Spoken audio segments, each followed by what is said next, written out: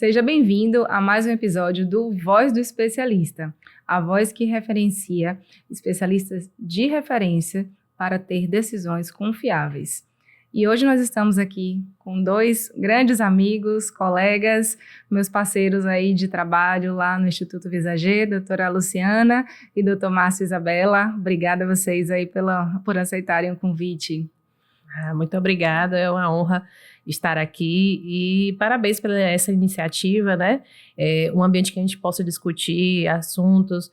Hoje a gente vê muitas informações por aí, então a gente tem um ambiente, algo que a gente possa, né, discutir de forma científica, de forma segura, né? E apresentar o nosso conhecimento, né? Eu acho que é importante para informar, trazer informações melhores ao paciente. Com certeza. Agradeço aí o convite em participar do podcast e como a Luciana já disse, né, que é importante levar informação de qualidade, informação técnica, diante de tantas informações que a gente vê em rede social e não só em rede, mas também em outras mídias, trazer informação realmente do médico especialista. Com certeza. E como aqui a gente já falou que só tem gente de referência, né? Então, apresentar um pouquinho vocês. Então, Márcio, bem conhecido aí, trabalha comigo no meu dia a dia, meu parceiro de cirurgia. Márcio é oftalmologista, especialista em cirurgia plástica ocular pela Universidade Federal da Bahia, junto comigo, membro da Sociedade Brasileira de Cirurgia Plástica Ocular. E Luciana, dermatologista também lá pela UFBA, membro da Sociedade Brasileira de Dermatologia e também da Sociedade de Cirurgia Dermatológica, especialista em oncologia pelo Sírio-Libanês. Esqueci alguma coisa? Não. Mais importante também, meus sócios e parceiros lá no Instituto de Visager e Pai de Maria, que está chegando em breve aí. Graças a Deus. Pois é, então, como eu falei, a gente atua muito, né, no nosso dia a dia, essa questão da atuação em conjunto, né, para o tratamento dos nossos pacientes. E hoje o nosso episódio, a intenção é muito focar nesse tratamento do olhar, que é a nossa realidade, o nosso dia a dia. E uma das coisas que a gente trabalha e aplica muito é essa parceria, né, essa troca do paciente ter uma visão multidisciplinar, uma visão em conjunto. E muita gente fala, né, Márcio, que a gente opera junto. Como é que é essa cirurgia de vocês? Você opera junto, faz um lado, faz o outro, um dá ponto, outro não dá. Mas é muito bom para a gente conseguir operar junto, né? E conta aí para o pessoal por que é importante para a gente operar junto. O que é que ajuda isso no nosso dia a dia, na nossa cirurgia, nos nossos procedimentos? Primeiro, idealmente, toda cirurgia deve ter 2 médicos igualmente capacitados no ato cirúrgico. Então, tem que ter 2 médicos ali que possam realizar aquele procedimento no mesmo momento. Para a gente operar em conjunto, eu e Hilária, a gente opera já junto há mais de 7 anos, 8 anos. Mais ou menos isso. E eu sempre digo para os pacientes, que muito paciente que vem para a gente, às vezes paciente que vem pela internet, né, ali, ele pergunta, eu vejo que você opera também via doutora Larissa, também via doutor Márcio em conjunto, e pergunta, vocês operam juntos, né? Eu falei, mas não é um opera metade de um lado, o outro opera metade do outro lado, não. Então, não é um opera o outro, um olho o outro, não. Cada médico tem o seu paciente e quando é cirurgia minha, eu opero tudo. Larissa vai me ajudando, enxugando, participando da cirurgia, me dando opinião em alguma coisa. E quando é a cirurgia de doutora Larissa, também eu faço a mesma coisa, de ir auxiliando na cirurgia, mas não é um lado operando um médico e o outro lado, um olho direito, um médico, o outro olho esquerdo, não. Cada um vai auxiliando o outro na cirurgia. A grande vantagem é de você ter uma opinião que já da sua mesma especialidade, com a sua mesma formação e que busca sempre o aperfeiçoamento. Então, a gente consegue ter resultados mais harmônicos, um resultado mais natural, claro, tendo uma outra opinião no ato da cirurgia. Então, para a gente é muito mais seguro estar operando juntos. Eu acho que esse é o grande diferencial. E, além disso, a gente opera juntos há muitos anos. Então, um já conhece assim, o que o outro quer em cada momento. Então, é uma parceria muito boa na cirurgia e no dia a dia da clínica também. Justamente, a gente consegue, não precisa nem mais falar, né? Passa isso, passa aquilo, já sabe, o próximo passo é uma sincronia, tem como nossa instrumentadora que também já está com a gente lá, a Simone, há muito tempo. E no pós-operatório também, né? Porque isso dá uma segurança de que, eu estou no momento, eu estou no procedimento, não estou na clínica, Márcio ele olha meus pacientes, eu olho os pacientes dele. Então, a gente sabe tudo o que aconteceu no procedimento, na cirurgia, então a gente tem segurança de, em caso de uma necessidade, precisar não estar ali, a gente olha os pacientes um do outro e tem umas condutas semelhantes ali no pós-operatório também, né? Isso. E da mesma maneira, né, Lu, também essa visão multidisciplinar da dermatologia, que veio para agregar muito ali, né, no cuidado com o olhar, porque não é só um procedimento, né, são várias coisas que são feitas, o que o paciente precisa. E essa visão da dermatologia que vem para poder acrescentar, né, como é que a gente fala, conta aí para o pessoal, como é que a gente consegue, no dia a dia, agregar esse planejamento em conjunto, essa visão em conjunto, no pré, no planejamento do intraoperatório, no pós dos pacientes também. Hoje a gente tem notado, né, que a procura do paciente não é mais aquela receita de bolo. Então, não é mais aqueles coisas fechadas, né? Cada paciente tem uma necessidade, e isso é o que a gente prega muito, né? Em conjunto. Então, a gente sempre capta a queixa principal do paciente, o que aquele paciente está precisando e o que ele necessita. E traçamos um planejamento, né? Quando a gente consegue fazer um planejamento em conjunto, eu com a visão da parte dermatológica, vocês com a visão cirúrgica, né? Da parte anatômica do processo do olhar, a gente consegue trazer um planejamento mais individual, mais especializado, né? E mais direcionado ao que o paciente está precisando. Então, é nosso papel direcionar o paciente quais são as etapas do que ele vai precisar tratar. Então, a gente hoje tem uma gama de vários tratamentos, né? A parte dermatológica, procedimentos que a gente realiza, procedimentos que são menos invasivos, outros que existem mais etapas, que vai depender muito da necessidade de cada paciente, que às vezes não tem a ver com a idade, não tem a ver com a queixa só específica. Quando a gente trata de forma global, a gente consegue trazer resultados melhores, né? Mais naturais, que é uma tendência e que hoje a gente tem focado muito nisso. O tal do quiet beauty, né? Que hoje se fala muito na estética, né, de modo geral, que é a beleza silenciosa. Hoje a beleza não precisa gritar, não precisa as pessoas... Hoje, muito pelo contrário, acho que com esse boom da harmonização facial, né, das cirurgias plásticas, assim, muito invasivas, as pessoas se assustaram um pouco com esses resultados de grande transformação e hoje está todo mundo num caminho inverso, buscando resultados cada vez mais naturais, buscando procedimentos que sejam o mínimo possível invasíveis, que melhorem a queixa que eles têm, mas que não traga essa transformação onde a pessoa não se reconheça mais, onde a pessoa, os outros olhem para ela e percebam, você fez uma cirurgia, você fez um preenchimento, você fez harmonização. Então, não, o ideal é que a pessoa fale, tá mais bonita, tá mais descansada, né, tá mais feliz. Isso que o Lu falou da questão não tem a ver com a idade é importante, né, porque nossos pacientes têm vindo cada vez mais jovens, né?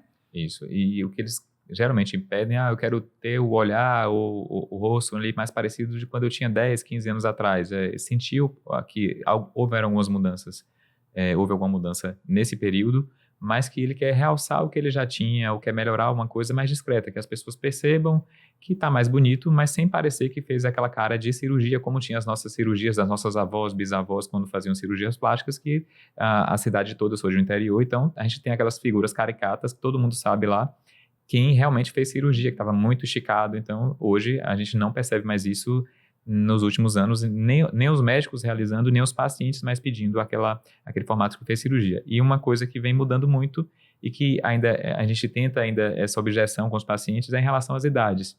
A cirurgia de pálpebra, né, esse cuidado do olhar, não é mais só da pessoa após 60, 70 anos. Cada vez mais pacientes jovens nos buscam, de 25, 35 anos, eu diria que seria entre 35 e 55 anos a grande maioria, né, a média dos pacientes, tanto homens quanto mulheres que a gente opera, e é realmente porque sente algo diferente que já veio com a idade.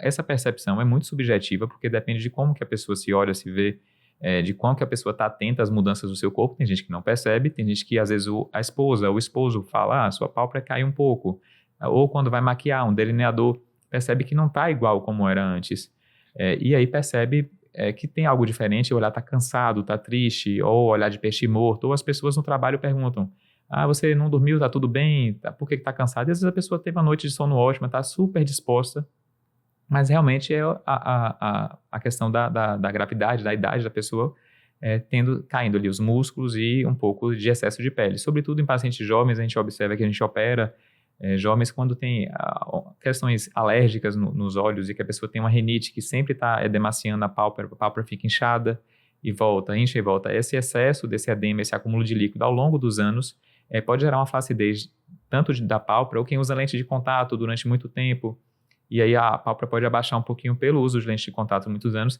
e são pacientes que a gente vai acabar fazendo uma intervenção geralmente cirúrgica, inicialmente, né, uma blefaroplastia, uma cirurgia de pálpebra estruturada para reposicionar a altura do olho, a altura dos tecidos, fixar os músculos que forem necessários, mesmo um paciente mais jovem. Então, essa busca do paciente jovem geralmente tem alguma condição ali associada, ou questões genéticas, às vezes a própria família, né, os familiares, minha mãe, minha avó, minha tia, minha irmã tem o olho mais cheinho, tem o olho mais gordinho, né? E aí percebe as bolsas de gordura. As bolsas proeminentes mesmo e mais jovens. E aí são pacientes que nos buscam mais jovens. E essa semana mesmo a gente operou 2 pacientes super jovens, menores de 30 anos, com bolsas, né? Porque realmente isso é muito genético. Então, hoje com a selfie, né, que a gente tira o tempo inteiro, antes, outro dia uma paciente, eu perguntei, você tem uma foto aí de uns 10 anos atrás, 15 anos atrás? Ela me fez uma observação importante. Ela falou assim, antes como a gente tirava muito a foto do grupo, né, há 20 anos atrás, sei lá, a gente tirava foto com a máquina, tirava foto do grupo, então tava todo mundo de longe. A gente não pegava uma máquina fotográfica, virava a máquina e tirava a foto. Hoje com o celular, com selfie, com rede social, a gente tira selfie o tempo inteiro, então todas as nossas imperfeições ficam muito aparentes. Então quem tem alguma condição genética, né, que influencia aquelas bolsas e tal, você vê que o pai tem, a mãe, enfim, os irmãos, acaba se preocupando mais cedo, mas existem como prevenir também, né, Lu? Que é que a gente, às vezes, consegue fazer para adiar o máximo possível os procedimentos cirúrgicos. E, na verdade, hoje a gente tem visto, né, que não existe uma padronização, né? Uma padronização da beleza, do cuidado.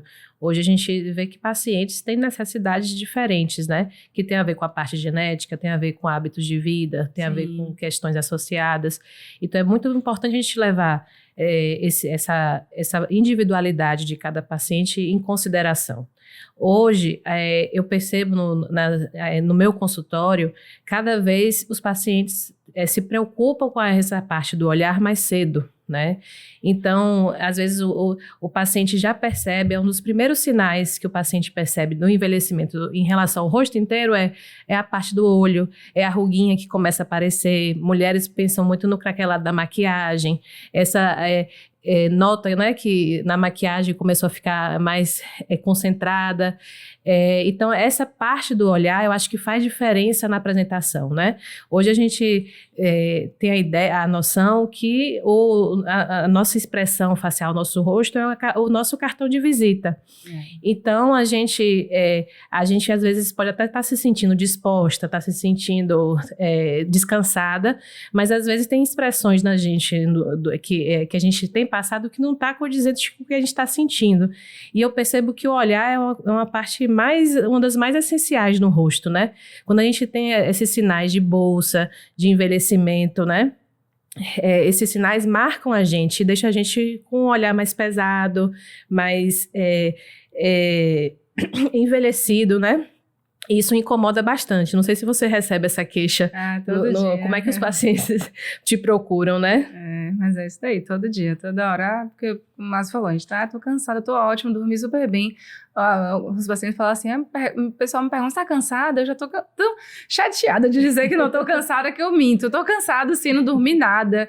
Só por conta das bolsas, né? Daquele olhar pesado. Então eu vim aqui pra você ver se eu tô cansado mesmo. Me diga se eu preciso de cirurgia ou não. O que todo mundo tá dizendo, mas eu quero sua opinião. Acontece também. E tem a ver, isso tem muito a ver com a anatomia da região, né?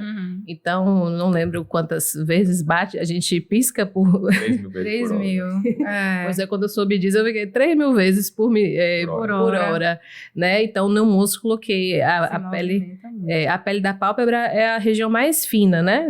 Da região do rosto. Isso eu aprendi também, vocês sempre falando. Então, a área mais fina, de pele mais fina e de muito movimento, né? Movimentos involuntários que tem a ver com nossa expressão. Então, isso traz um envelhecimento mais precoce. Então, a gente tem que começar fazer as prevenções, os cuidados desde cedo, né? E quais são essas prevenções? Tem um creminho milagroso, aquele que todo paciente pede. Doutora, me passa aquele creminho que tira a bolsa, que tira a ruga, que tira a olheira, que resolve até tudo. de cirurgia, né? Eu digo que a gente vive em tempos difíceis porque, às vezes, olhando nas propagandas é muito fácil, né? Então, a gente olha, às vezes, paciente vem pedindo, assim, soluções que resolvam de forma rápida e prática e não existe uma coisa, hoje, um tratamento que a gente consiga trazer, né? Esse grau de melhora rápida, dependendo dos casos. Então, o que a gente sempre fala, o carro-chefe é a prevenção, né? Então, quanto antes você começa a prevenir, então, do início, a gente, hoje, dos mais importantes, né? O que causa mais envelhecimento no rosto é a exposição solar, que acontece desde o nosso nascimento. Então, usar protetor durante a vida, óculos escuros também, que ajuda, né? Então, evitar essa exposição solar e sempre estar protegido ajuda. Nessa região também da área dos olhos, a gente pode usar hidratantes, né? Então, existem cremes que são específicos por essa área, porque por ser uma área mais sensível, a gente tem que ter cuidado, não é qualquer creme que vai ter uma aceitação. Então, a gente usa cremes antioxidantes, né? E alguns que ajudam a melhorar a qualidade, a textura da pele. Para mim, assim, todo mundo deve começar o quanto antes, né? Para tratar, em torno dos 30, que a gente começa a sentir essa perda de colágeno da pele, é o momento já para a gente começar esses cuidados básicos, né? Que isso serve para todo mundo. Uhum. Tenham cuidado com esses cremes que prometem muitas coisas, né? Porque geralmente quem promete muito também termina não fazendo nada. E hoje eu também vejo muitos pacientes com ansiedade de comprar tudo, né, que o mercado quer oferecer e às vezes está usando produtos que servem para a mesma finalidade. Tem 4, 5 produtos que servem para a mesma coisa e no final usa tanto que irrita a pele, né? Então não traz, não termina trazendo benefício. E quando a gente começa a observar alguns sinais já de envelhecimento mais importantes, a gente consegue, às vezes, a gente consegue introduzir alguns procedimentos preventivos, né? Procedimentos para ajudar na flacidez. A região dos olhos é uma área muito delicada. A gente tem que ter muito cuidado ao tratar. Quando a gente pensa no tratamento, a gente tem que pensar no conjunto, né? Então, a gente está envelhecendo músculo, está envelhecendo pele, né? Os ligamentos vão se afrouxando. Então, quando a gente pensa no tratamento global, a gente tem que tentar esse tratamento de várias camadas. Então, a gente tem bioestimuladores. Nessa região, eu gosto muito de fio de PDO, de ultraformer. Para quando tem muito craquelado, a gente pode associar algum laser, né? Laser de CO2 é interessante para essa região. E tem procedimentos também, às vezes, mais simples que a gente pode fazer, associar microagulhamento, o microagulhamento e MMP na região, né, que já ajuda, e ver também o que está acontecendo, né? A gente tem vários tipos de olheiras, então essa região a gente trata direcionado, né? Então existe a olheira que é mais pelo pigmento, a olheira que tem mais flacidez e a olheira que tem mais bolsa. Então a gente vai direcionando o tratamento para o que cada um vai precisar, né? Isso aí é importante porque, mais uma vez, voltando para a questão da internet, com tanta informação na internet, a gente vê, né, rotina de skincare de não sei quem, 7 cuidados que você deve ter com a pele, e às vezes quer aplicar aquilo ali na nossa rotina, no nosso dia a dia. Mas aquilo não vai ser aplicado para o nosso tipo de pele, para nossos problemas genéticos, para a nossa anatomia. Então, esses cuidados têm que ser direcionados por um especialista. A gente precisa ter essa avaliação do médico especialista, do dermatologista, que vai indicar o tipo de medicação, de pomada, de creme, enfim, de tratamento minimamente invasivo que a gente vai fazer, para que até que a gente não gaste dinheiro, né? Às vezes a pessoa fala, não vou no dermato, que ele vai me passar um bocado de creme é caro, mas é como você falou, às vezes a pessoa por si só vai na farmácia, compra um bocado de coisa cara, investe, gasta mais dinheiro, né? Tem aquele investimento alto e o pior, sem eficácia, né? Exato. E outras vezes também acabam indo para dermatologista, para oftalmologista, para poder fazer muito procedimento e uma coisa que é importante, que vai trazer tanta qualidade também para você enxergar bem, é usar os óculos, né? Então, se você tem um erro de refração, você é míope, você tem um grau que você precisa usar o óculos e você não usa, você fica apertando o olho o tempo todo, isso vai favorecer o surgimento e manutenção e prolongamento dessas rugas ao redor dos olhos. Alergia, né? Alergia ocular, uma alergia não tratada, isso também vai trazer um envelhecimento dessa região. Blefarites, né? Aquelas caspinhas nos cílios em que você tem uma coceira exacerbada, isso vai fazer com que você perca seus cílios, e também, naturalmente, essa pálpebra fique sempre inflamada, sempre irritada. E também, se você você fica muito exposto ao sol e não usa um óculos escuros, você está sempre apertando o olho, isso vai também favorecer o envelhecimento dessa região ocular. Então, também tratar essas coisas básicas, que é erro refracional, e se tem alguma condição, alguma doença de alergia ou de blefarite ali associada, é importantíssimo tratar antes de qualquer outro tratamento que a gente possa fazer. Inclusive, às vezes, a gente contraindica ou trata antes de fazer uma cirurgia, a gente trata uma inflamação na pálpebra, você não pode operar uma pálpebra inflamada. Então, muitas vezes a gente tem que ter esse cuidado antes, e sobretudo em quem tem a blefarite, né? Aquelas caspas no cílio, no mundo que a gente está tão ansioso, né, com tudo, isso favorece, né, aparecimento mesmo em pacientes jovens, isso pode acontecer. Então, tratar essas causas também é importantíssimo antes de qualquer outro tratamento que siga aí depois. Por isso que a visão multidisciplinar também é bem importante, né? Porque alguns pacientes já chegam para mim, que tem um processo, né, uma área querendo melhorar essa região, só que ao avaliar eu vejo que talvez os procedimentos que a gente tem para disponibilizar não vão chegar ao resultado suficiente. É aí que eu encaminho para vocês, né? Porque às vezes a gente vê que o processo já necessita de uma intervenção mais cirúrgica, né? Mas para a gente conseguir um resultado melhor, a gente sempre discute vários pacientes juntos, né? Se a gente já está no momento de a gente já partir para uma parte cirúrgica, né? Ou se a gente vai continuar fazendo o tratamento, os procedimentos dermatológicos. Do mesmo jeito, né? Que é o que eu falei dos cremes, também é esse investimento com procedimentos minimamente invasivos, né? Então, às vezes a pessoa vai e faz fios, aí coloca não sei quantos fios, aí faz ultraforme, faz laser, faz isso, faz aquilo, e tem uma melhora pouco significativa daquilo que realmente está incomodando. Então, a gente consegue, né, fazer essa avaliação em conjunto dos pacientes para falar, aqui com os procedimentos dermatológicos a gente vai até aqui. Exato. Aí daqui em diante a gente vai para a cirurgia. Da mesma maneira que com a cirurgia, né? Mas a gente faz a cirurgia, só que a cirurgia ela vai tratar excesso de pele, ela vai tratar as bolsas, né? Ela vai aumentar a abertura do olhar, mas depois a gente precisa complementar com os procedimentos até para manter esse resultado por mais tempo. Né? Você também manda muitos pacientes no pós para avaliação com a Luciana, né? Isso.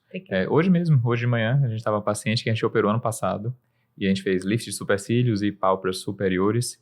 Aí depois a gente fez plasma na pálpebra inferior e aí também há 3 meses eu fiz laser de CO2 na pálpebra para ter uma manutenção. Ela vem no processo de emagrecimento e aí para essa manutenção ela hoje é mais paciente de Luciana do que minha, porque toda vez ela está na clínica, quando eu olho, eu acho que é para mim, não é para Luciana. Hoje ela estava lá fazendo o bioestímulo de colágeno, acho que eu estava fazendo algo assim. Então ela é sempre assídua indo. Então, eu acho que os pacientes chegam para você para melhora do olhar, e aí eles, quando no pós-cirúrgico, eles ficam tão assim, felizes, realizados, eles, né, porque isso é o feedback que eles dão para mim. Nossa, depois que eu operei o olhar, eu tô me sentindo muito mais descansada, feliz, mais jovem, né? Então eu me empolguei, eu quero fazer também mais coisas. Antes eu via que era só olhar, mas agora eu vejo que eu preciso de outras coisas. Então isso vai estimulando, né? Porque hoje a autoestima é importante, né? A gente cuidar, fazer a manutenção, a gente está se sentindo bem com a gente mesma, ver nossa imagem no espelho, né? E se agradar com o que está vendo, é uma satisfação pessoal, e isso muda até nossas relações com a sociedade, né? Com tudo, porque vai empolgando, né? Eu vejo os pacientes isso, é o gatilho, né? É uma coisa que às vezes eles nem percebiam, que ao ir para vocês, acha que é só uma coisa assim, eu não estou conseguindo enxergar direito por causa do excesso, e ao fazer, muda a vida completamente, né? Eu tenho uma paciente que nossa paciente, né, que é uma paciente muito querida, que ela sempre teve muito medo de fazer tudo, ela não fazia nada, porque ela tinha muitos receios. E essa questão da relação médico-paciente, né, de gerar confiança, é tão importante. Ela veio, a gente operou, eu e Márcio operamos, fizemos a cirurgia, ela também ficou super feliz, super satisfeita. Aí depois eu encaminhei para a Luciana fazer a avaliação. E desde então ela é paciente de Luciana e vai continuando, já fez estimulador de colágeno. Aí todo dia ela vai lá, ai, doutora, eu vou com medo, mas vou mesmo. E aí já confio na doutora Luciana. Aí tem uma semana mais ou menos que ela me indicou uma amiga dela. Sim. Aí a amiga dela chegou falou assim, enfim, fulana falou tão bem de vocês, falou que eu vou chegar aqui, que eu vou operar minha pálpebra, não vou sair daqui nunca mais, que eu venho pra você, daqui a pouco eu já venho pra doutora Luciana, e por aqui mesmo a gente vai ficando, porque vai se empolgando mesmo, né, realmente, como você falou, quando tem uma coisa que nos incomoda, a gente foca naquilo ali. Então, a gente olha no espelho, só consegue olhar, só consegue ver a bolsa, a pele, e fica focando naquilo ali. E nos outros também, né? A gente repara nas outras pessoas, que tem todo mundo que passa na rua, que tem aquele mesmo problema da gente, a gente observa e consegue perceber. E aí, depois, quando a gente resolve aquilo ali, a gente se sente mais à vontade para realizar os procedimentos, e os procedimentos aparecem também, né? Consegue ver o resultado. Porque às vezes a gente faz um bioestimulador de colágeno, mas só continua olhando para a bolsa. Exato. E não melhora. Exato, porque o paciente às vezes enxerga uma coisa e a gente tem uma visão mais completa do que está realmente incomodando, né? Às vezes o paciente chega a isso, está com o olhar cansado, mas não consegue identificar que é aquela bolsa. Porque ele já tinha, a bolsa foi piorando aos poucos, então ele nem sabia que era aquela bolsa que estava assim, deixando aquele olhar, né? Ele vai lá para uma queixa e a gente consegue ter essa visão global e tem outros detalhezinhos que a gente consegue, né? Para tratar direcionado o que está incomodando, né? E depois ele acaba continuando para manutenção, né? Já teve um resultado que foi interessante com a cirurgia, já se sente mais jovem, às vezes, muitas vezes, a questão, mesmo sendo uma cirurgia estética, a gente percebe o paciente depois de 2 semanas, 3 semanas, ele percebe a qualidade da visão dele melhorar, porque o olho fica mais aberto, então ele sente essa ampliação da visão em geral. Sobretudo quando tem muito mais pele, né? Quando a pálpebra tem alguma pitose, uma quedinha na altura da pálpebra. E aí, depois que ele passa a enxergar isso já melhorou, ele vai querer buscar uma manutenção disso ao longo dos anos e aí ele vai sempre perguntando pra gente, quando é que eu devo fazer um laser de novo, uma toxina novamente?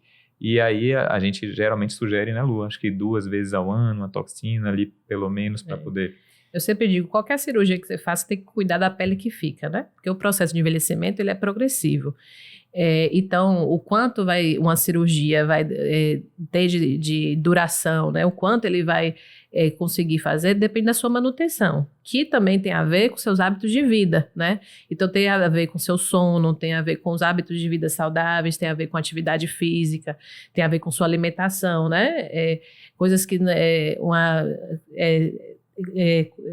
rotina de vida que não dê muita inflamação naquela região e a necessidade dos cuidados, né? Então, hoje o Botox, né, a toxina botulínica é um dos que mais ajudam para essa região, é boa porque a gente mexe bastante, como já conversamos, né, uma musculatura que mexe bem, então fazer a manutenção com a toxina ajuda muito, né? Então, mantém essa abertura do olhar, mantém a parte da pele, né, a qualidade da pele, evitando a contração muscular e previne também esse processo. Então, por ser algo sempre progressivo, a gente sempre tem que estar associando. E falando em laser e tecnologias também, né, Márcio? O laser veio para agregar muito nas nossas cirurgias. O que você tem achado, né, de operar com laser? O que é que trouxe de diferente? O que é que muda para o paciente a gente ter essa disponibilidade da tecnologia laser no nosso dia a dia? Isso, a cirurgia a laser, né, usando laser de CO2, a gente tem o aparelho da nossa cirurgia, a gente disponibiliza para os pacientes, né, faz a indicação, faz o preparo da pele antes, né, se a gente for fazer o resurfacing, mas o que trouxe muito mais prazer da gente em operar, a gente sente ainda mais prazer quando opera com laser, porque é uma cirurgia em que a gente vê todas as estruturas, é uma cirurgia que o sangramento é muito pequeno, então o sangue que sai na cirurgia laser é muito pouco em geral, então o paciente vai ter um pós-operatório muito mais tranquilo, ele vai poder voltar às atividades de trabalho, do dia a dia dele, muito mais rápido do que, em geral, o paciente que opta por não operar com laser, ou que vai fazer uma cirurgia convencional, que a gente utiliza quando não é com laser, a caneta de radiofrequência, que também é uma tecnologia muito interessante, muito bem indicada também, mas com laser de CO2, além da gente ter menor sangramento, menos edema, aquele inchaço no pós-operatório menor ao paciente, a gente pode também fazer um resurfacing, que é a gente fazer um laser fracionado na pele da pálpebra, ou associar a face toda também, e a gente colocar medicações que são ativos, que estimulam essa pele palpebral, né, a estar hidratada, a produzir colágeno, e o paciente percebe, quando a gente faz o laser traçado no pós-operatório, ele vê a diferença da pele que foi tratada com laser do restante da pele do rosto dele, que não foi feito laser, consegue, e aí depois ele pode fazer essas manutenções ao longo dos meses ali, a cada 2 vezes ao ano, ele pode fazer assim, sem problemas. Então, a cirurgia laser, ela veio para ficar e está disponível aqui em Salvador, por nós e por alguns colegas que fazem. Em Alagoinhas também eu opero a laser também. E no consultório a gente também tem um aparelho e que pode fazer também tratamentos dermatológicos e de manutenção ali após a cirurgia. Inclusive, lembrando que o laser, as tecnologias de um modo geral, elas vêm agregar muito, mas o mais importante vai ser sempre a expertise do cirurgião ou de quem está operando a máquina, né? Sim. Que a máquina sozinha, ela não faz nada, não consegue atuar. Então, o design, o que vai ser feito, o planejamento cirúrgico, o planejamento do pós-operatório, o quanto a gente vai usar de potência para poder fazer aquele resurface, aquele tratamento da pálpebra, o planejamento desses ativos que serão utilizados.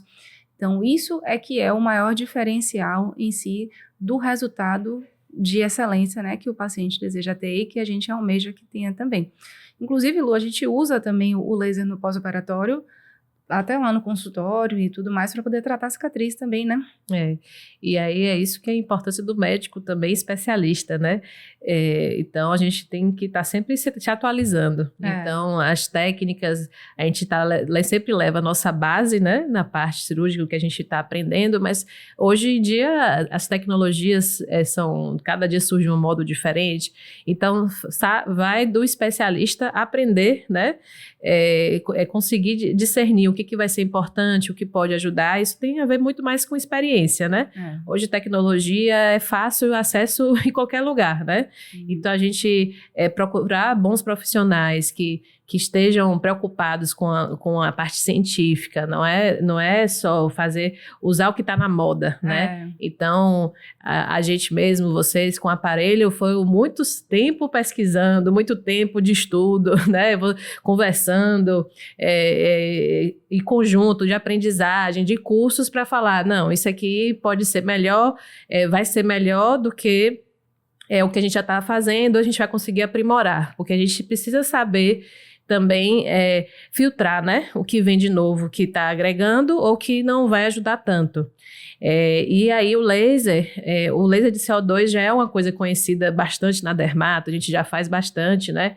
Então, foi uma tecnologia que foi ótimo para mim agregar, que eu também posso usar tanto na parte dessa região ocular, né, que eu também deixo muito para vocês. Eu sempre falo com vocês que às vezes cada um tem que saber seu limite. Então, o olho é uma área muito sensível, então eu mesmo não chego com laser muito perto da região da pálpebra, que eu acho que é uma linha de conhecimento que tem que ser mais com o oftalmoplástico, né, ele vai ter uma noção disso.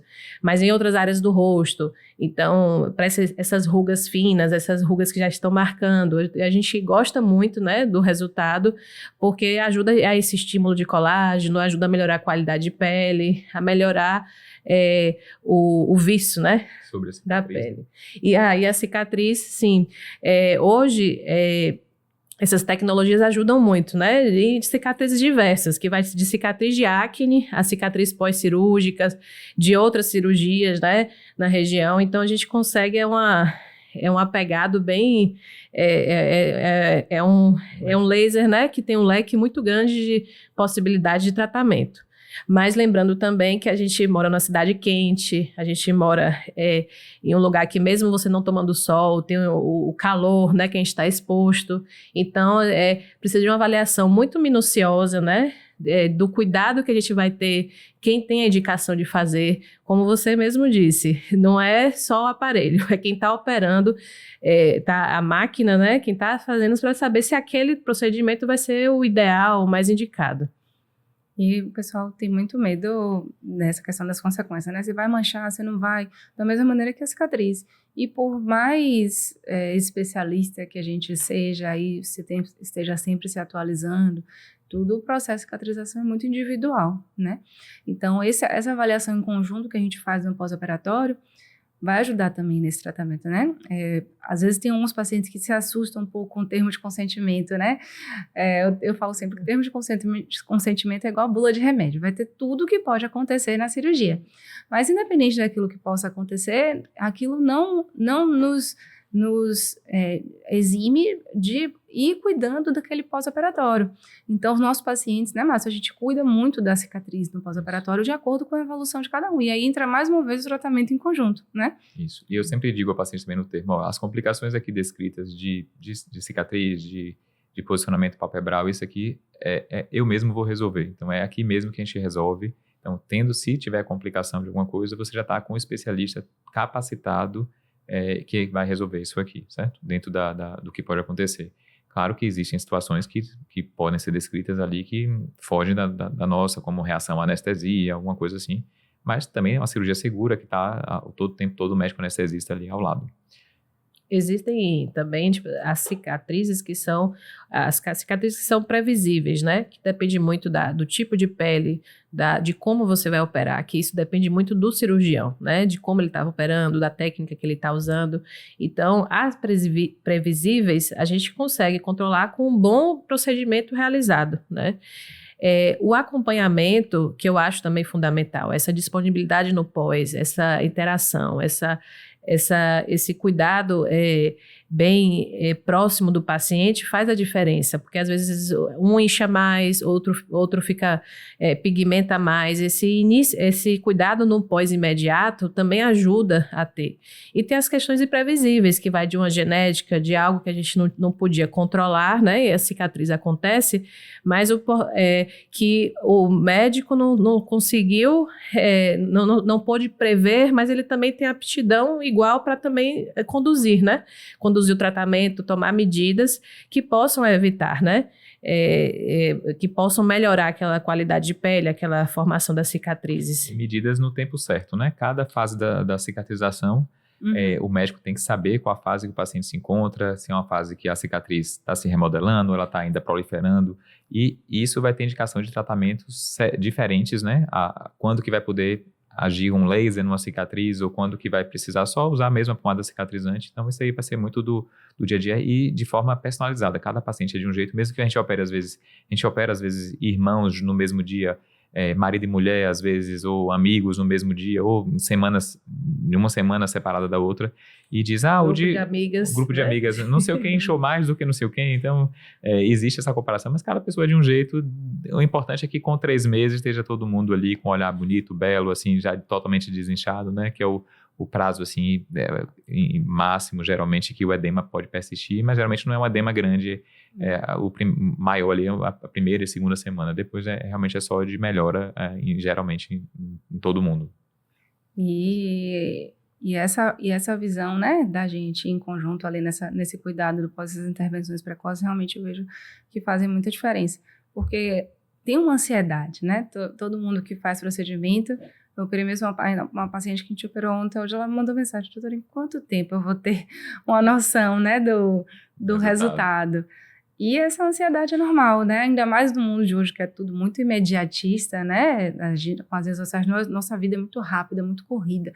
Então, a gente manda uma coisa, já recebe logo em seguida e tal. E a cirurgia, o processo de cicatrização é um processo lento, que ele tem as suas fases, né? Não é que vai ser de 1 ano, de 6 meses. É claro que a cada tempo que o tempo vai passando, vai melhorando mais, mas a pessoa tem que estar ciente que ela vai passar por um período em que não vai se expor ao sol, um período que vai ter mais edema, um período que a cicatriz vai estar mais vermelhada, mais amarronzada, e daí em diante vai evoluindo. E aí a gente vai entrar com esses cuidados no pós-operatório, né? Então a gente já tem algumas coisas que a gente indica para os pacientes, e quando até evoluindo, como a Luciana falou, por questões endógenas, né? Aí a gente encaminha. Aí eu vou na porta do lado, chego lá, Lu, dá uma olhada aqui, por favor. O importante é resolver, né? A gente tomar medidas para conseguir controlar e e manejar, né, o processo e também assim, né, os cuidados que o paciente faz, né, os pós durante o procedimento Isso. Também ajuda muito, né? Se fuma, se toma sol, como a Luciana falou, os hábitos de alimentação, o repouso no pós-operatório, a pessoa não se sente tão bem, né? Os pacientes falam, não sente nada. Voltar para academia, corrida, né? Geralmente é a pergunta que a gente recebe bastante. Todo mundo quer correr com 15 dias, porque, mas tá tudo bem, não tá inchado 15 dias. Não, calma, vamos seguir o rito, né? E depois manter isso, né? Como a Luciana falou, o processo de envelhecimento, ele continua, ele não para ali porque a gente fez a cirurgia. E esses cuidados tem que estar sempre mantendo, né? A avaliação oftalmológica frequente para evitar alergias, evitar blefarite, para manter esses procedimentos que a gente faz na região dos olhos e os outros procedimentos do gerenciamento do envelhecimento, né? Luciana até tem muitos conjuntos, né, de tratamentos que a pessoa tem que estar ciente que às vezes não é uma coisa só, né? Que ela precisa de um conjunto de coisas que é um passo a passo para melhorar, né? Isso, então a gente hoje trata para ter um resultado mais natural. O que a gente quer é preservar, né, manter a pele tudo do jeito que é compatível, né? Eu digo assim, todo mundo vai envelhecer, então a gente não quer evitar o envelhecimento, a gente quer envelhecer de forma saudável, né? Então a gente quer, muitas vezes tem procedimentos da intervenção que muda a idade da pessoa, a pessoa não... Então assim, quer trazer uma coisa que termina trazendo muito mais artificialidade, né?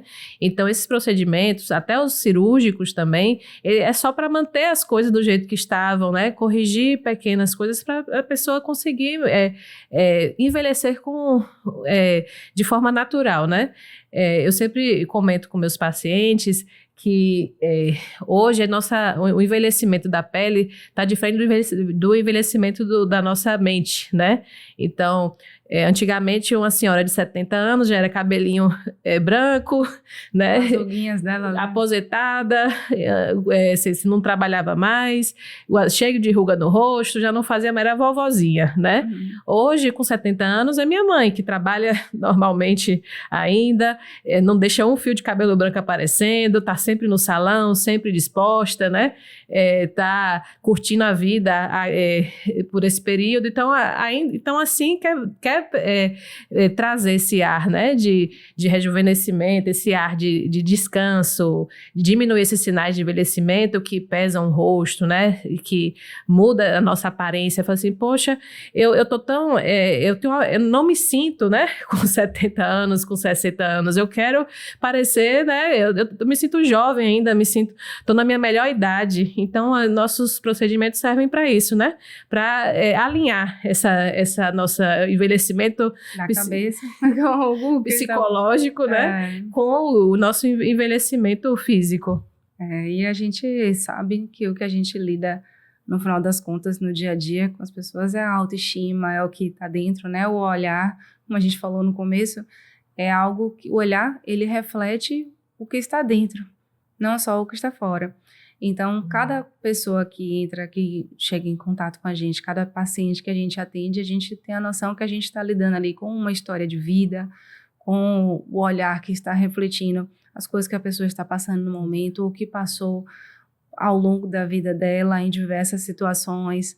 E os traços do rosto também vão estar refletindo aquilo ali. Então, a gente sempre busca estar cuidando, né, de cada um que chega até nós, para oferecer esse olhar de cuidado, de carinho, de atenção e de entregar também um pouquinho do amor de Deus, né, digamos assim, porque Deus nos capacita e nos usa para poder estar ali ajudando as pessoas que estão vindo até a gente, confiando no nosso trabalho, confiando no que a gente tem a oferecer. Então, a gente pede e ora sempre para isso, né, Márcia? Antes de cada cirurgia, a gente sempre ora e entrega a Deus ali aquele momento, né? Até anotei aqui para poder falar a citação que na palavra de Tiago, capítulo 3, versículo 9 e 10, né? Que fala que com a língua, usamos a língua tanto para agradecer ao Senhor e o Pai, como para amaldiçoar as pessoas que foram criadas parecidas com Deus. Da mesma boca saem palavras tanto de agradecimento como maldição. Então, a nossa boca, ela tem que falar palavras boas, né?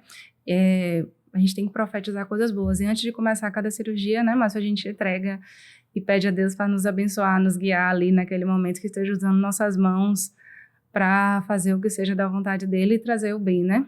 Isso. A gente sempre, é uma rotina nossa nas cirurgias de orar ali no início.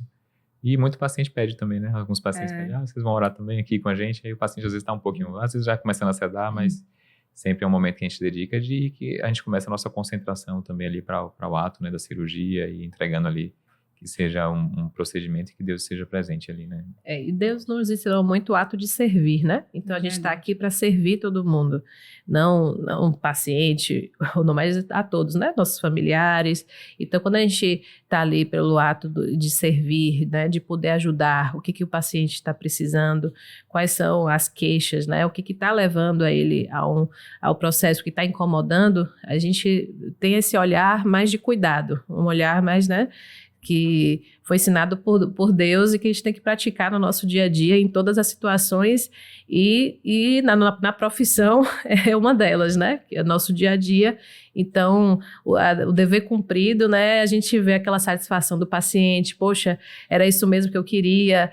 Tem muitos que falam assim, nem imaginei que ficaria, né? Eu digo, o paciente de vocês, poxa, eu não sabia que dá tanto impacto, né, no meu apenas o olhar, sabe, daria tanto impacto na minha vida. Então, a satisfação do nosso dia, o que move a gente é ver essa felicidade, né, e essa satisfação do paciente com o processo. Então, a sensação de dever cumprido.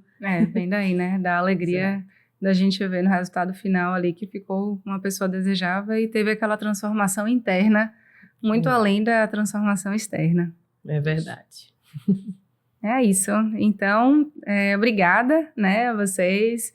Foi ótimo, como sempre, compartilhar mais um momento aqui com vocês, além do nosso dia a dia, dos nossos pacientes, ter essa troca, que é o que a gente faz todos os dias, né, a cada momento com os nossos pacientes. Eu sou grata a Deus por ter vocês como parceiros.